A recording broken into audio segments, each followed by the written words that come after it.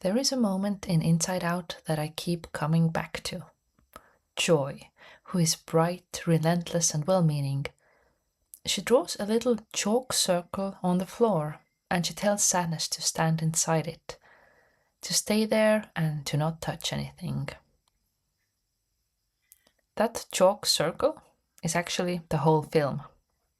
Hi, I'm a psychiatrist and I've lived with anxiety for a long time, so when I talk about this stuff, I'm really talking about it.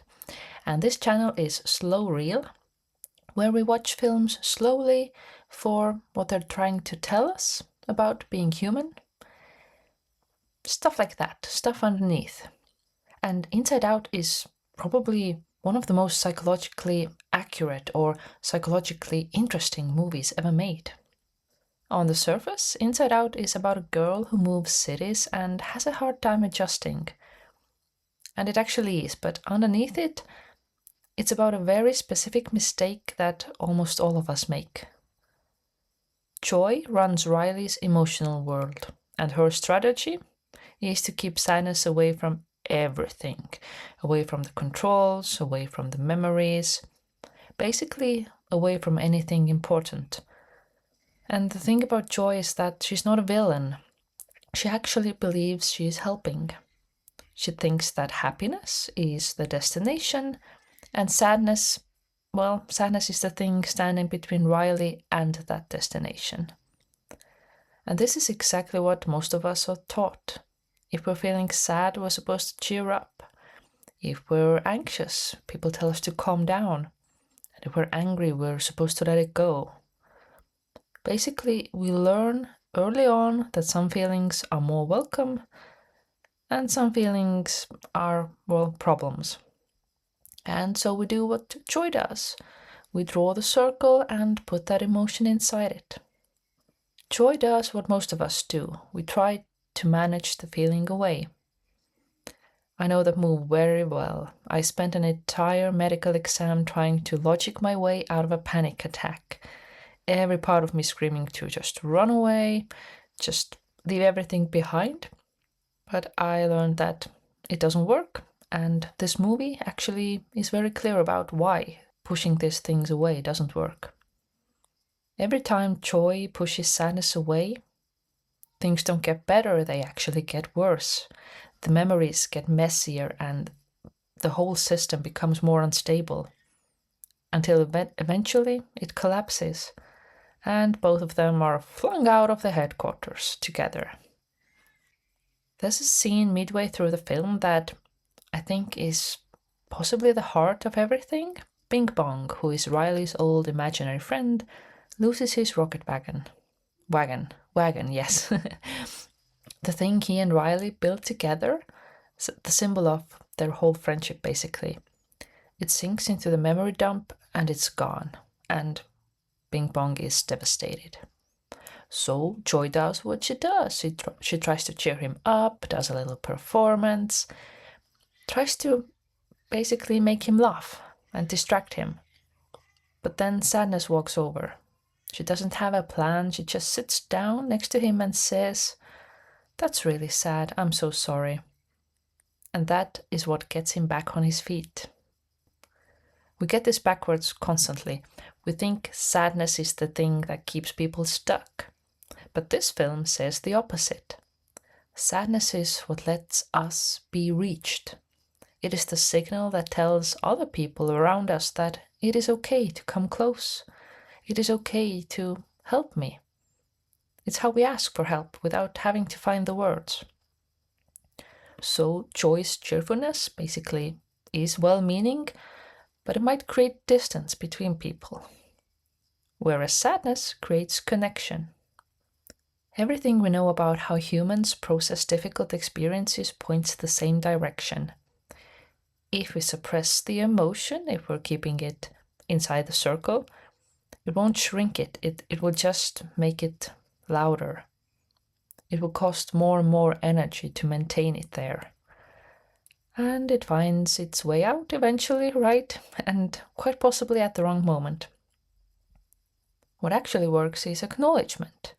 You have to let the feeling be and let it move through you. So this film calls it sadness doing her job. I call it the thing I wish someone had told me 20 years ago. Actually, quick thing. Subscribe if you've ever told yourself you're completely fine while a tiny sadness is quietly touching everything in your head. Yeah, then this channel is for you. Okay, back to it. The film keeps circling back to something, even if it never actually says it out loud. Emotions are signals. It could sound obvious, could not, but we live in a world that treats difficult emotions as problems to be fixed. Basically signs that something has gone wrong.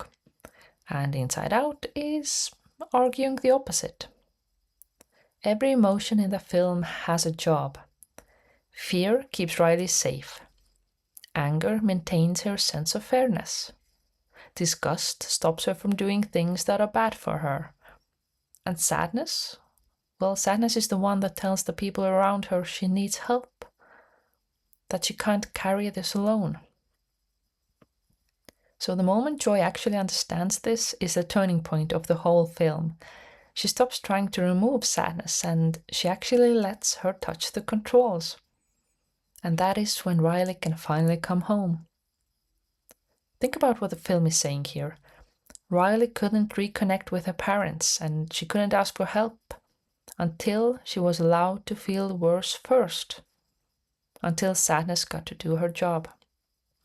That scene on the couch with her parents is one of the most emotionally precise things I've seen in a film. Riley breaks down. She tells them she misses home. She stops performing okay. And instead of Joy managing the moment, sadness is running it. And it works. And it connects us, right? Actually feeling each feeling. So, quick one for you. Which emotion do you think drives most of your decisions? Is it joy, fear, anger? Maybe that's sadness? So drop it below in the comments. No wrong answers at all, but it will be very interesting to hear from you. Now, by the end of the film, something has shifted about the way Riley's memories form. Earlier on, the memories are one color. Pure gold for joy, pure blue for sadness. They are clean, one color, everything is sorted. But after everything Riley goes through, her core memories start coming out as two colors at once. Joy and sadness swirl together. So that's one memory, but both feelings. And the film doesn't treat this as something bad or that something is damaged. It presents it as Riley growing up, as her becoming more fully herself. That detail is actually very important because it's saying that the most meaningful parts of being alive aren't the purely happy ones. They are the ones that hold both things at the same time. Perhaps the bittersweet ones. The ones where we feel gratitude and grief in the same breath.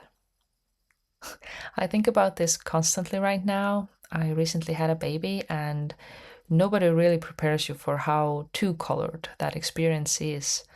This enormous love and right alongside with exhaustion and overwhelm and possibly even some grief for the life I had before. And the instinct is to slam that chalk circle down and put the bad feelings inside it, right? I'm supposed to be happy. But the film already told me where that road goes, so I'm trying to let both colors be in my memory. The joy and the hard stuff together. That's just what a whole life looks like.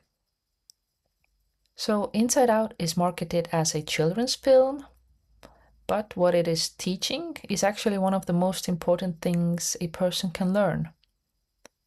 You don't have to fight against your feelings, you just have to stop spending everything you have fighting them. Let sadness out of the circle. Let her sit down next to you. She's not there to ruin things, she's actually there to help you. You're a person.